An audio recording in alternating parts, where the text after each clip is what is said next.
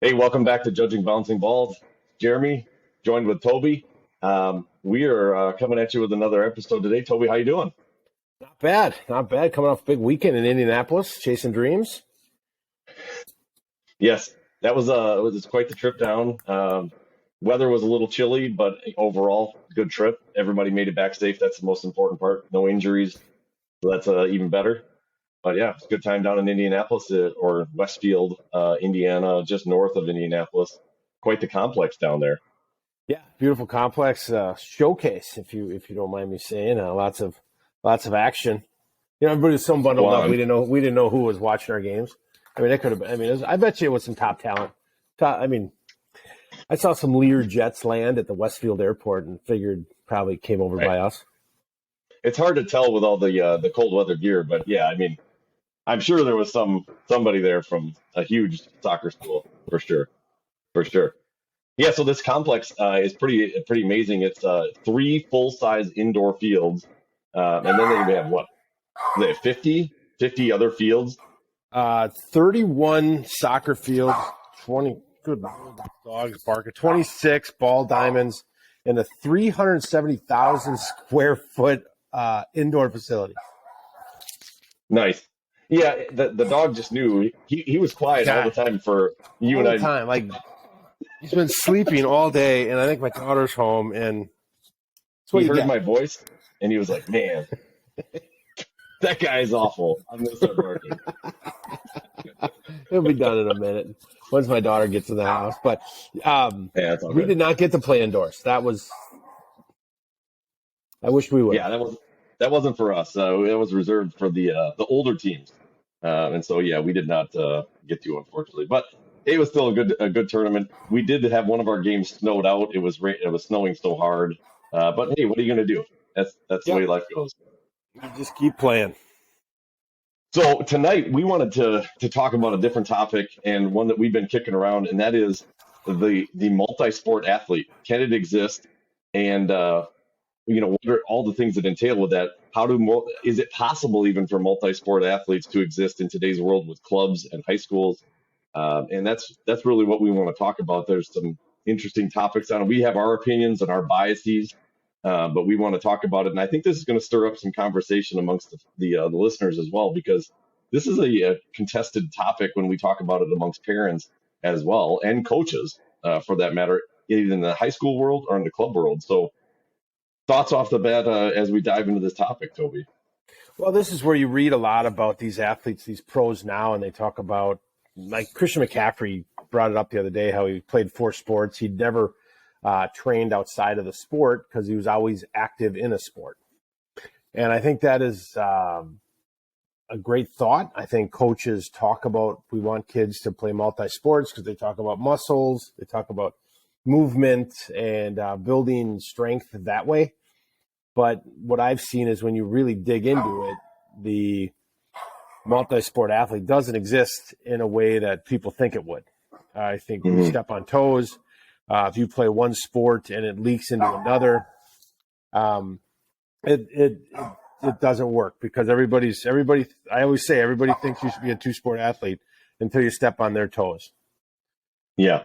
Yeah, and it's easy to say, and so many coaches say it. They all, yeah, we want multi-sport athletes, we want this, but when the rubber really hits the road, it can be really challenging, and you start to get coaches that maybe aren't so crazy about two sport athletes or three sport athletes or four sport athletes as they would say. And I just want to throw some things out here for our conversation. I found an article that broke down some statistics on multi-sport athletes, and I thought it was kind of interesting actually because it kind of ran against some of the beliefs that I had, and then it also just is some interesting things to ponder. So one of the things I thought was most interesting is that certain sports have multi-sport athletes, but other sports don't. And so when you look at the data, this was from the NCAA. Here's the sports that typically uh, did not have multi-sport athletes. Some make sense. Gymnastics, 87% of women gymnastics were specialized by the age of 12. Men and women's soccer were both specialized by the age of 12, 68% of men and 62% of women. and then 66% of men's tennis players and 71% of women's tennis players specialized by the age of 12. And then you had 55% of men's ice hockey players were specialized at the age of 12. So in those sports, specialization actually was the norm. And so to be competitive, you actually had to specialize. But then if you compared it with sports that didn't specialize, football was one where they had 71% of all football players were multi-sport athletes. 88% of all men and women who played lacrosse, 83% of women, 88 of men. And then 87% of female runners and 91% of male runners were multi-sport athletes. So it's really interesting when you start thinking about, like, there's certain sports that multi-sport really makes a lot of sense for. And then there's some sports where it may not make a lot of sense for, which was surprising to me when I read that. As I throw those tons of numbers at you, what are your initial takeaways? Well, the initial takeaway, I think, is if you take football, football is a sport that doesn't have club. I mean, at least around here. So you play high school football, which is locked into a time frame 2-3 weeks before summer lets out, or before summer's over for school, and then state. So right now, football's over with. Like, there's no leakage of practice until next summer. Where you start to do tennis, hockey, soccer, and I think gymnastics is one where gymnastics is year round. I mean, my neighbor did gymnastics. I think she was 3 hours a day, or 15 to 18 hours a week in the gym working on gymnastics year round.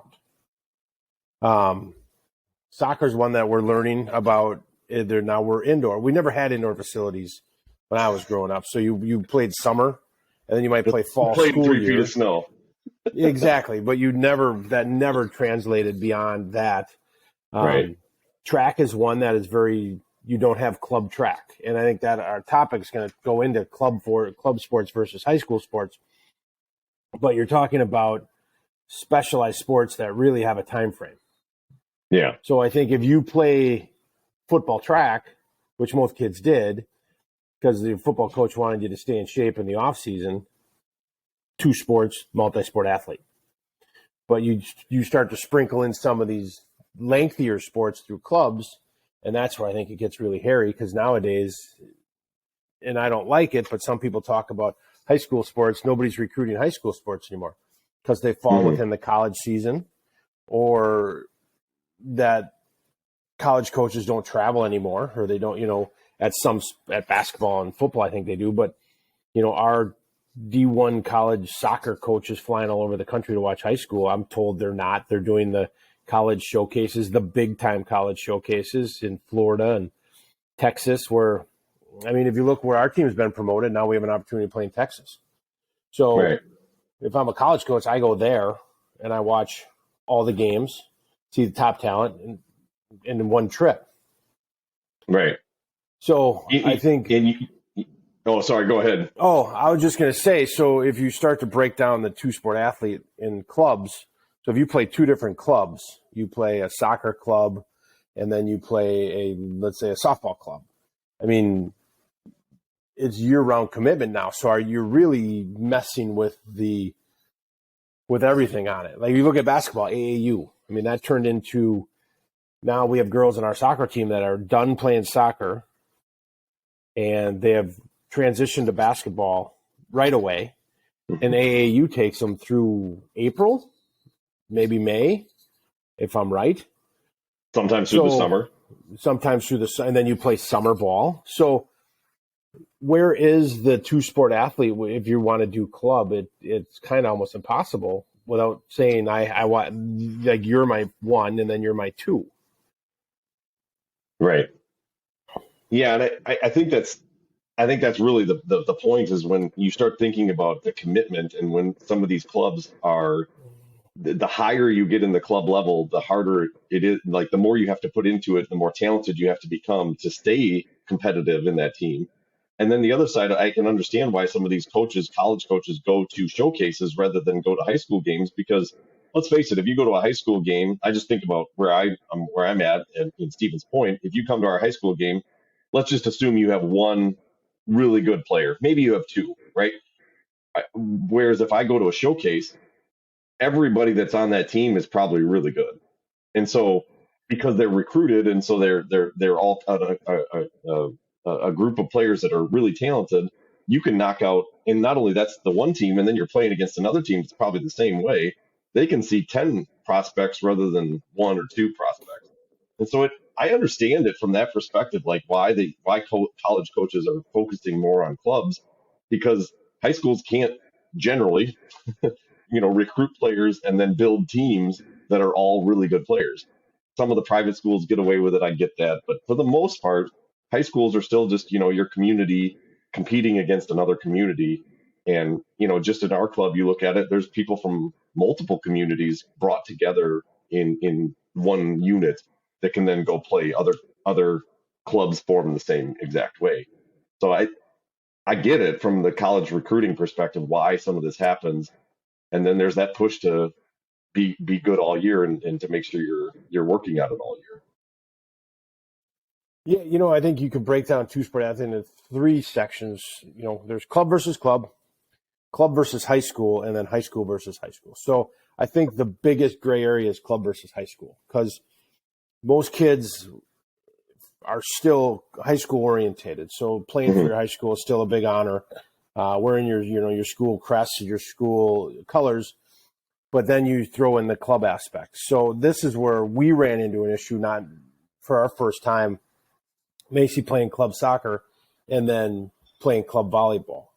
And it's really kind of a juggling match, because you're trying to figure out, which one you can get away with a little more.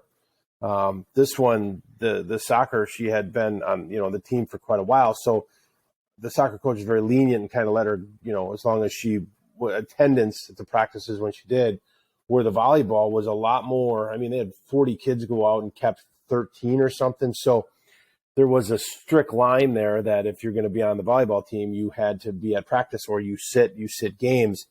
And not that we wanted to take advantage of either one, but it became a lot to try to figure out how to maneuver through that scenario. And I think that's where a lot of kids today, you almost have to give up one. And I think there's got to be a way to work through that, because you can't have kids not playing high school ball.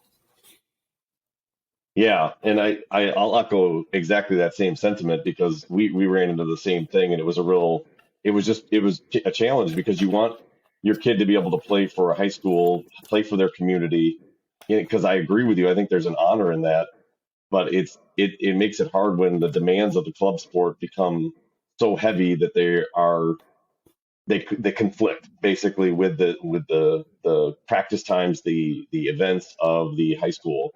And so that's where it really becomes a challenge. And we definitely ran into the same thing. And, just like you, we were presented with a situation where we ended up having to miss some of her high school sports for the club. And that was her choice, but it makes it really hard that it has to even be that way. And like I said, I understand it. It's just, there's something that you have to really consider if you're going to go into a high level club sport.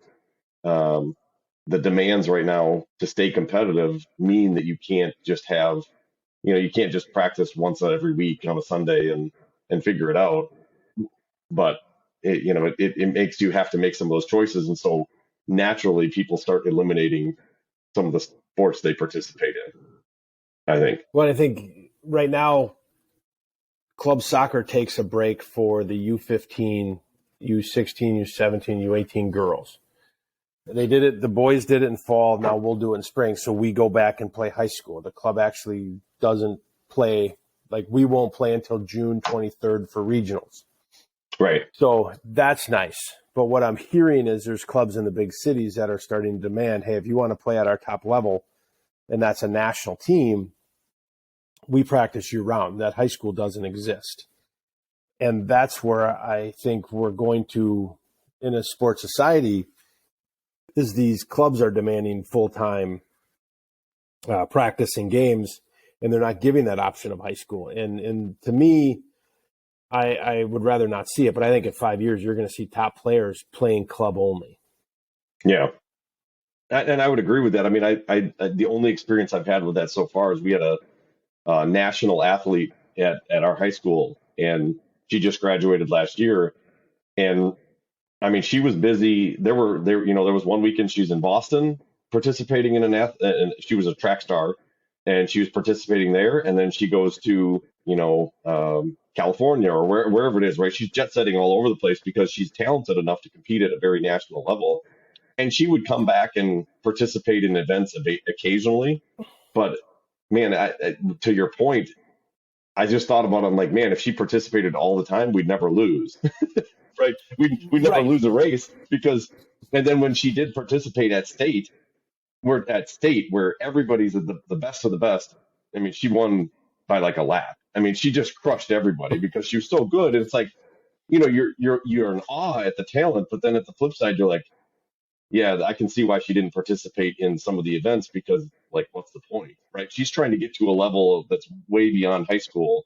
She's trying to go up and challenge herself. And so I get it. Like, I understand why she chose not to. It makes total sense. And I know what you're saying. That leads to potentially your best players just saying, yeah, high school is probably not where I want to be because that's not the best level of competition.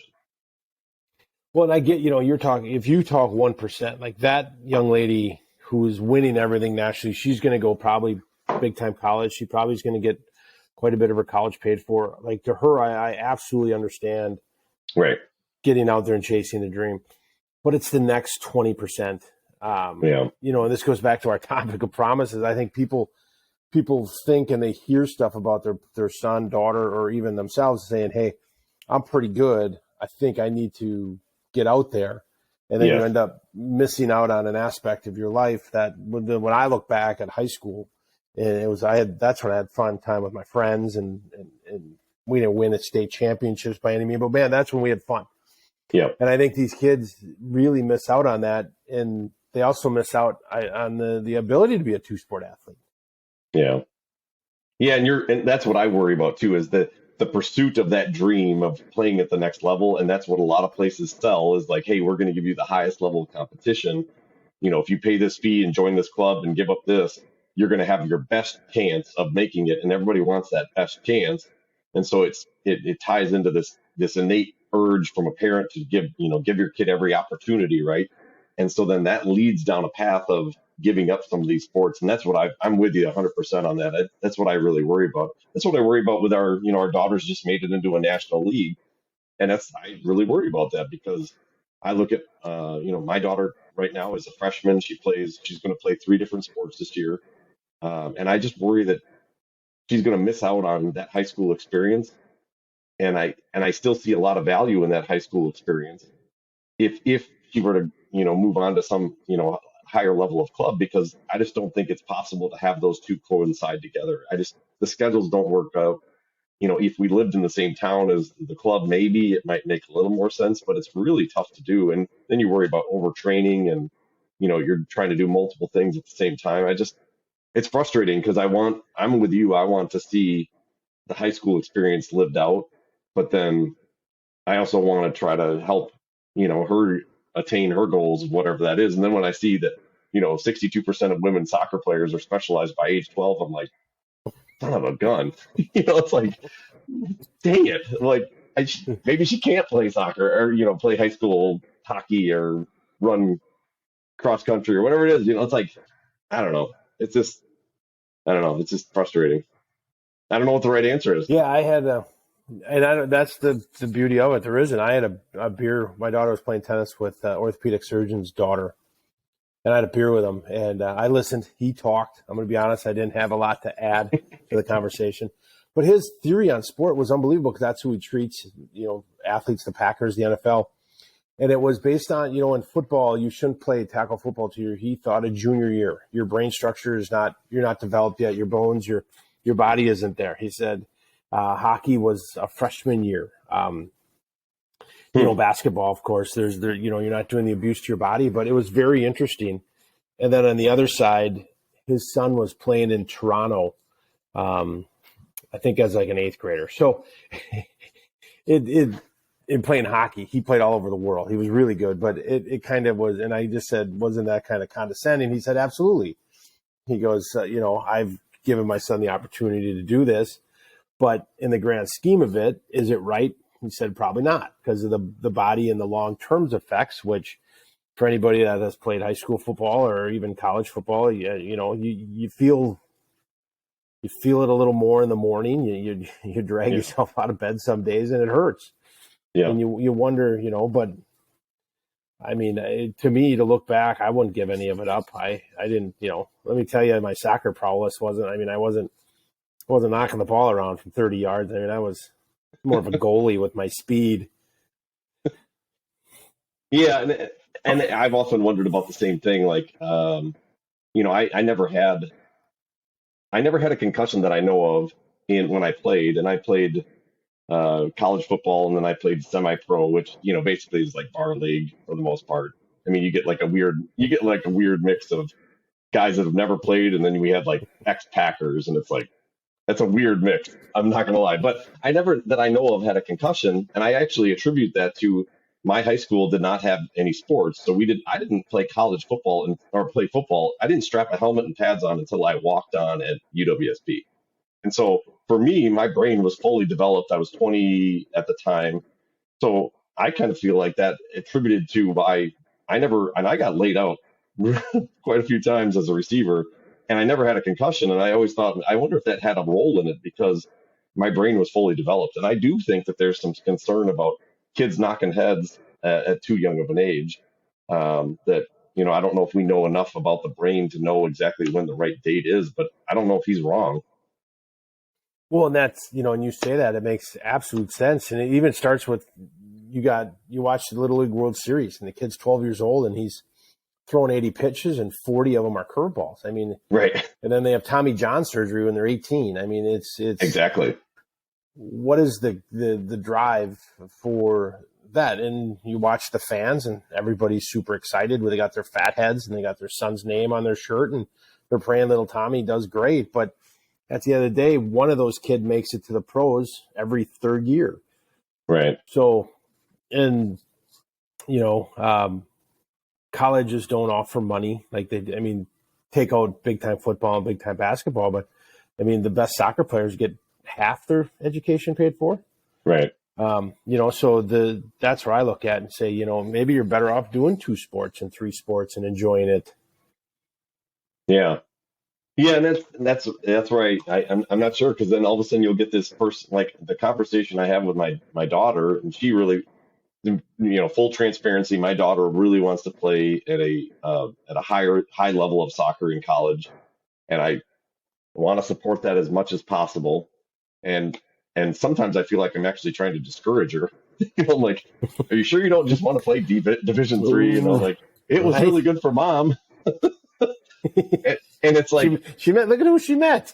Yeah, look at how good it worked out for her. All of this.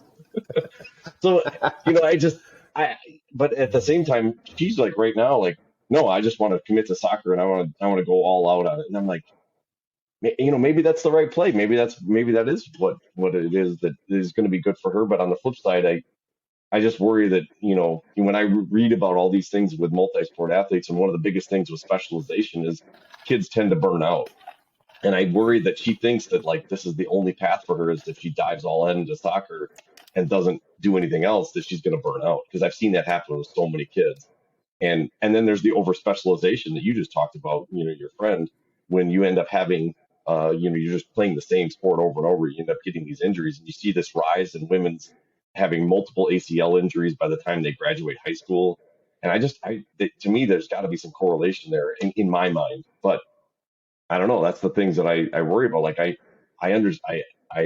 like the drive. I like the fact that she really wants to do some of those things, but at the same time, like as an older person, I'm like, I'm hoping I have a little more wisdom on this situation than maybe she does at a young age. And it's like, how do you blend the two? Right. And the third thing of the 2 sport athlete is the high school versus high school. And I think that's truly the only way to play it. And you get in these smaller communities that don't have clubs unless you travel. Right. So they all end up they play football and then they play track and then they might play like summer baseball. So everything's got a time limit on it. And I think you wonder if the world goes back to that. I think everybody, it never will, but you wonder if that's the happiest of these kids. Because yeah, once I agree. Once you lose your last football game or one team wins it all. The next day, these kids literally go, they turn in their pads, they go get their basketball cleats on, and then they're a basketball team. Right. And they don't train outside because they don't have time, unless they specialize on a weekend or something, but they're constantly in shape. So you wonder if that's the happiness like back in our day, or is that just a drain on the body too? Because you're never giving your body a chance to recover. Yeah. Yeah. I don't know what the right answer is. Like, and then again, I'd be curious to hear what, other people's experiences are or what they've run into, because I just, what I'm starting to learn from it and just talking to you about it and talking to other people about it is nobody has the right answer, right? Nobody's like, this is what the data shows us. There's pros and cons to both.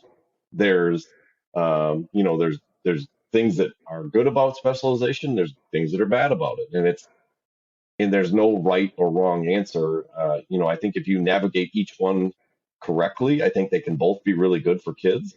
But it kind of just depends on your situation, and that's super frustrating. Right. And if you look at our girls team, we're down in Indianapolis sitting around in the lobby, talking because we've been promoted to the National League. So we've made it to the pinnacle so far until they come up with another level, because that seems to be the soccer way. But we've kind of made it to the pinnacle of the National League, where we take our team and we go to Texas and possibly Florida.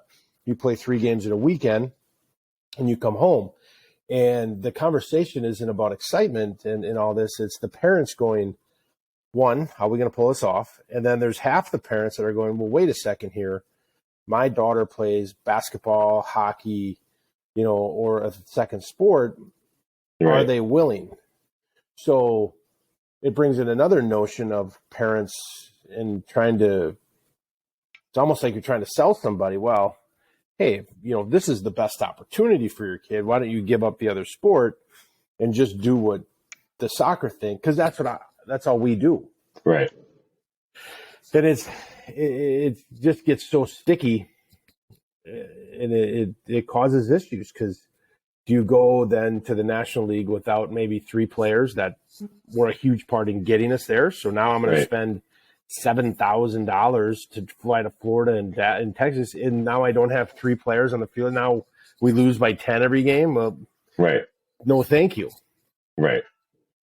Yeah, and then the other thing that I'm curious about when having never gone through it is, I'm assuming you're going to end up having to recruit them.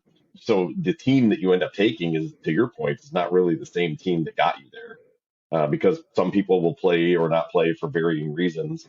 And yeah, so it's just interesting as it moves up the rankings, I guess.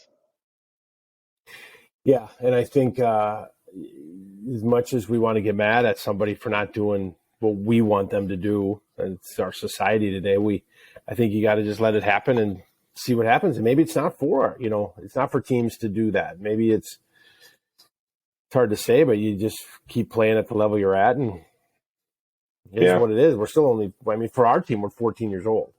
Right. Right. What we saw this weekend was this, sixes were juniors, that they were indoors. They were getting the looks of the colleges, as they should. Nobody cares about 14-year-old freshmen right now. So it's an interesting time. It's interesting. Yeah. Everything is interesting that we deal with. You having 2 girls, we don't. Then you look at, I have 1 tennis player and 1 soccer player. So you look at the stats, and it was 66% of tennis players specialized only on tennis. Right. And 55% or 60 to our soccer. So right. We're already behind the 8 ball. Yeah. So and by the statistics, it would say that you probably should be, and those were all Division I, by the way, not any other level. But anecdotally, however you say that, we looked into like Division III soccer players, and we started looking at their biographies, and almost every one of them was multi-sport athlete. And then I went just for fun. I looked at the Badgers soccer team, women's soccer team, and there was 2 that were multi-sport athletes. All of them played ECNL and they were all like, specialized in just soccer. And I don't know, it's just interesting. It's almost like the price if you really want to play Division One. And again, I know you can do it doing a monthly sport athlete, but it seems like a lot of people, the majority bears out that they specialize. And I don't know how I feel about it. So, Well, you just mentioned ECNL. That's another soccer league that travels to more events. mhm. Is what they do more on a grander scale. So they're national travel all the time, and they're doing showcases in Vegas and Texas Right. and California. So if what we're saying is 62% have become elite soccer stars or are specialized, the path that is written down for us is for you to drive your daughter to Milwaukee 3 times a week, take ECNL, throw 10 times what you're doing now at it, fly all over the country, and then pray to God. Awesome. Great. That's a great, yeah. Good luck. Thanks. And there are a lot of people that do it. Yeah. I don't blame them one bit. It is what it is. Everybody's got to do their thing. It just, and this is where the fun of our podcast is. That goes back to last year. I think there's a lot of promises being made, and Yep. people are throwing a lot of money at this. And the only people you talk about, or that we talk about as a society, are the ones that did it. Right. There's 16 girls on a team, and let's say 2 go on to big time colleges. There were still 14 girls that made the effort. And the same commitment and paid the same amount and didn't get it.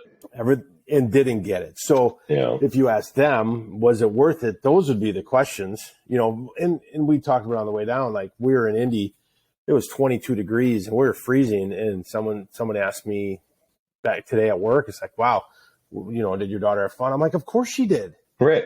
We drove to Indianapolis. They got to play teams from Michigan and Indy. We had hotel time. We were throwing axes. I mean, it's like a kid's dream. Yeah. No, and that's just it. And I think that's the part that's beneficial. Yeah. I don't know. Did we solve anything here?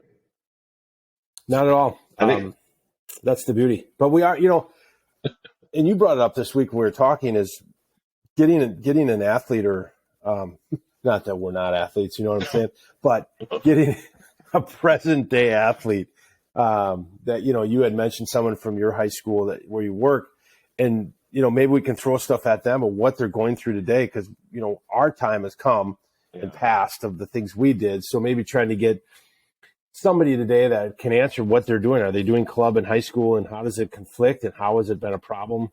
And I'm not talking that it's easy to get the top kid, because the top kid, might miss a couple practices and it doesn't affect playing time. But it might be fun to get a kid that is working his tail off, but he's got to walk that fine line, because it does affect everything he does. Yeah. No, and I think we're definitely going to do that. And I think after you and I discussed it, we would love to. So anybody out there listening, you have a student that's kind of going through it. Hit us up in the email. That'll be in the show notes, judgingbouncingballs@gmail.com. We would love to maybe sit down and have a discussion. We'll send some questions and kind of get to know the athlete and see what their experience has been, because we're coming at this from a distance of a parent. It'd be nice to hear directly from a student or athlete that's right in the midst of it. Yeah, and our kids aren't there yet to fight that battle. So that would be fun to do. Yeah, agreed. Anything else on this topic that we want to discuss? On the 2-sport athlete, I think it's never gonna be solved. I think you look at one of the things I look at that's very interesting. You take March Madness. Mm-hmm. 64 basketball teams make March Madness, and there's always that one team that makes a run that nobody talks about, and it's because they have 5 seniors. They have 5 players that play together the whole time, and you wonder how good communities would be and teams would be if you had that. I know Bayport had two of their excellent soccer players that didn't play varsity their senior year. Yeah, they went and played club, and Bayport made a run. They got beaten, I think, in the second or third round of the playoffs. But what could they have done if they'd have had everybody? right. And and the what ifs will always be. But I think there's something to playing with your friends. I think there's something to multiple things. And if you can play multiple sport at high school, I think it's a better thing. But I think coaches have to talk also. I think people can't get pig-headed and say, my sport's the best, because I think kids will quit sports so fast, especially today's age. They don't want the drama. They don't want the pissing and moaning, so they'll just shut it down. Yeah, and I think my closing thoughts on this is I would echo the same thing. I think I really would like to see coaches work together a little bit better, and I think it's easy for the high school coaches to be like, those stupid club coaches, and the club coaches like, those stupid high school coaches. It's like, but I do think that there's a way for these things to blend together and work, and I would like to see coaches acknowledge the benefits of multi-sport, because I do think that there's, like, let's just say you're playing volleyball. Well, you probably learn really good communication. You learn spatial awareness. You learn how to judge a ball in the air. I mean, there's a lot of things that can be beneficial to developing players by playing multi-sport. And it's not always just about grinding on that one sport, but I do understand it. I understand why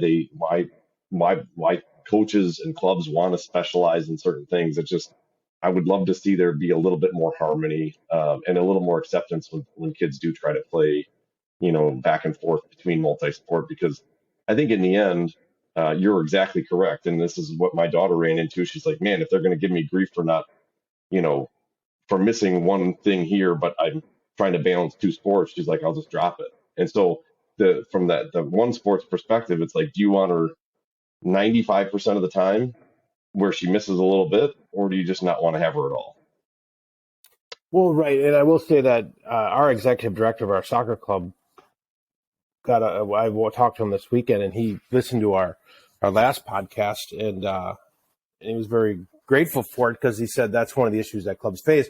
But his big topic was, if people took the time to talk to the club and say, here's my story, here's what I'm looking to do, and here's that, and be very open about it, he feels that there's a way for everything to work out. The problem is, as parents, we gripe behind closed doors. Right. We shut things down in a hurry. And I think and this is the vast problem with our society, is communication, where if we went to the high school coach, said, here's what we're looking at doing, and then the club, and here's what we're looking at doing, is there a way to make it work? And if there isn't, they'll tell you. And I think, and if there is, I think there's a communication gap there that will mend some of it.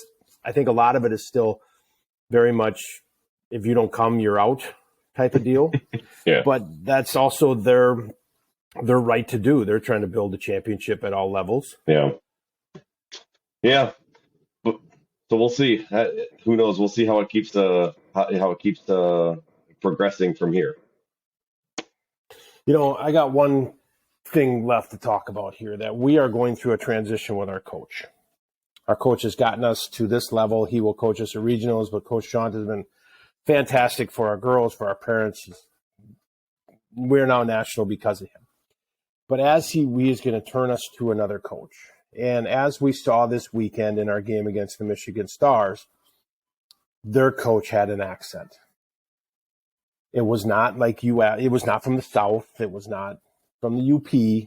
It was foreign. And I got a little googly-eyed, I'll be honest. I'm like, that guy knows sport. Are you kidding me? The way he fluently said words in his accent, I'm like, how do we not get this guy? I don't even know if he knows what he's doing. Didn't matter. The guy was a genius because he spoke in like an English accent. There is something about an English accent when it comes to soccer. It just feels right. I don't know what it is, but it just feels correct. And I'm 100% with you. If we can get a guy with a Scottish or English or maybe Irish, oh man. I mean, I think that takes us from here to here.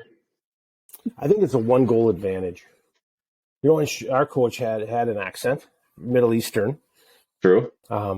Which got us here. Let's be honest. And maybe now that he steps down, maybe we need to go English or I'd take Scottish. What the heck?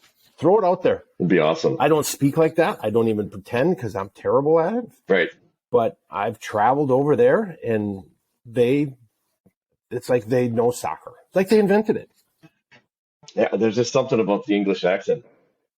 Yeah, I don't know. I'm with you. I think we got to find somebody with an accent. So I think we need to get to the club and say, listen, I get all the strategy, X's and O's, whatever. That's all important. I think right on there it should be accent. What accent does this person have? It's got to be there. Start with the accent and then ask them what they know. We need somebody with a bloody accent, bloody English accent. I mean, in those matter of 2 seconds, I'm like, when did he learn how to coach soccer? I think that's got to be number one. Yeah.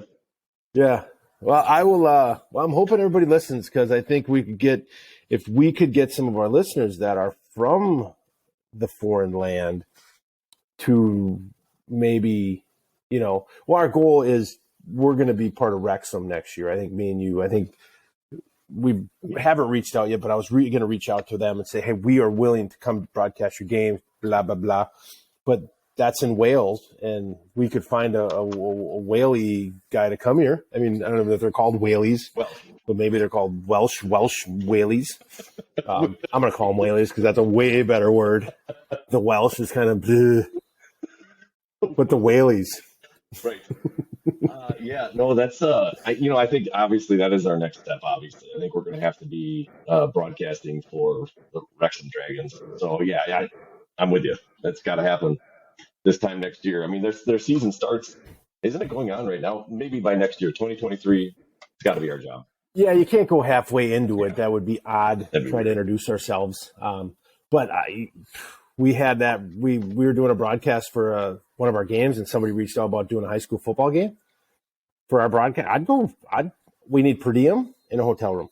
Yeah. And each need our own hotel room. We're pretty big now. Obviously. And the per diem it's going to buy some beer. Let's be honest. Right. Yeah, but I'm totally with you. I think, I think that's where it's got to be. And if you haven't watched Wrexham, it's a really good show. Excellent first season. We're not getting paid for that either, so yeah, we're not. But I hope we're on there next year. That'd be great. That'd be awesome. Yeah, we're gonna try. We're gonna make some phone calls, and I don't know anybody, but I'm gonna pretend, and maybe I'll speak with an English accent, and I'll guide us in there. And then when we get there, we'll be like, "Just kidding, we're from Wisconsin." A? We say A and Ernal, and you betcha. I think Ernal. I think we've solved it. I think that's what it needs to be.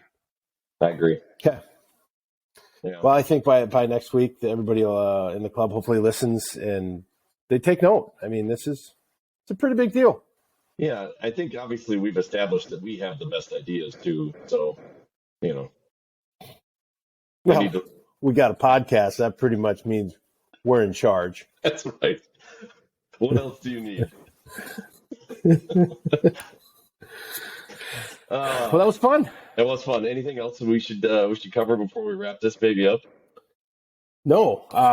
I will say the feedback's been great from a lot of people in our club that are listening and coming up with great ideas. If you got an idea that you'd like us to expunge on, please email the show and just let us know. We have one coming up about refs with travel parents. Mm-hmm.